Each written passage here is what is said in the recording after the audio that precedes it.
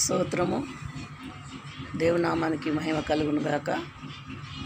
మరి యేసు ప్రభు నమ్ముకున్న బిడ్డలందరికీ నా హృదయపూర్వక వందనాలు చెల్లించుకుంటున్నాను.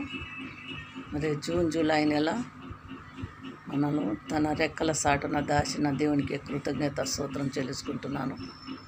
మరి 2025 మరి ఆగస్టు నెల 1వ తారీఖున మనకు బ్రతికించిన దేవునికి కృతజ్ఞత స్తోత్రం చెల్లించుకుంటున్నాను. మరియు ప్రియ బిడ్డలందరూ బాగున్నారని నేను అనుకుంటున్నాను.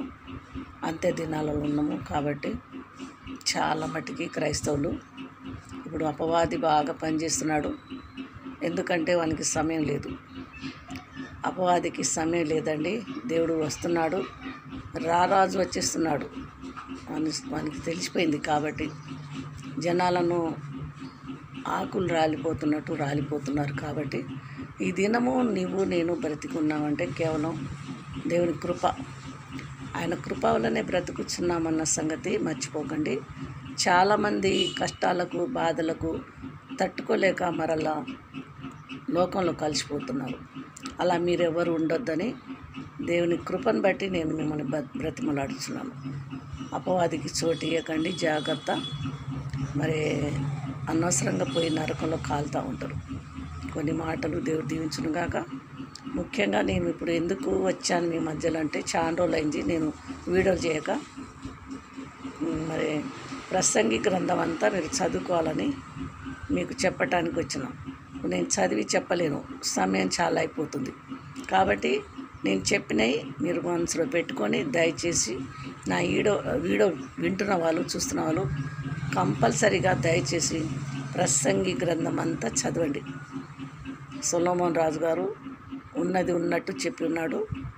చక్కని మాటలు ఉన్నాయి, మీరు చదువుకొని ఆ ప్రకారంగా మరి నిబ్బరం కలిగి ఉండాలని కోరుకుంటూ, మరి ప్రార్థన ఎందు యాచనలు ఎందు మరి పరిశుద్ధాత్మ దేవుని పొందుకోవటం ఇవన్నీ మరి మనం కలిగి ఉండాలని కోరుకుంటూ, ముఖ్యంగా అంత్య దినాల్లో ఉన్నాం కాబట్టి మనల్ని మనం కాపాడుకుంటాం.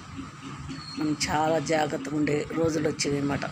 దుష్టుడు అపవాది ఊరికనే పడేస్తున్నాడు. మన కుటుంబం వాళ్ళతోనే, మన ఇంట్లో వాళ్ళతోనే పడేస్తున్నాడు. అది మాత్రం మర్చిపోకండి. దేవుడి నామానికి మహిమ కలుగును గాక. ఈ కొద్ది మాటలు దేవుడు దీవించును గాక.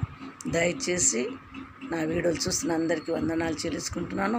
ఈ వీడియో కూడా షేర్ చేయండి, అందరికీ పంపించండి. మరి నా కొరకు, నా కుటుంబం కొరకు ప్రార్థన చేయండి. నేనైతే చాలా బాధలు ఉన్నాను, అయినా దేవునికి మహిమ కలుగును గాక. అన్నిట్లో ఆయనే ఉన్నాడు. నేను వేరే ఏమో బాధ పెట్టుకోను. ఎందుకంటే నా దేవుడు గొప్పవాడు, మన దేవుడు గొప్పవాడు. మన దేవుడు భూమిని ఆకాశాన్ని సృష్టించినవాడు.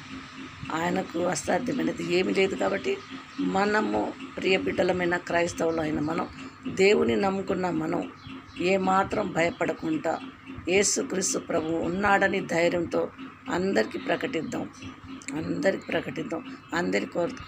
అందరి కొరకు ప్రార్థన చేద్దాం. ఈ కొద్ది మాటలు దేవుడు దీవించును గాక. మరి షేర్ చేయండి, లైక్ చేయండి, సబ్స్క్రైబ్ చేయండి. మరి అనేక మందికి ఈ వీడియో పంపించాలని కోరుకుంటూ, ముఖ్యంగా నా కొరకు ప్రార్థన చేయండి. మీ కొరకు నేను ప్రార్థన చేస్తాను. ఉంటానండి. ఆమేన్.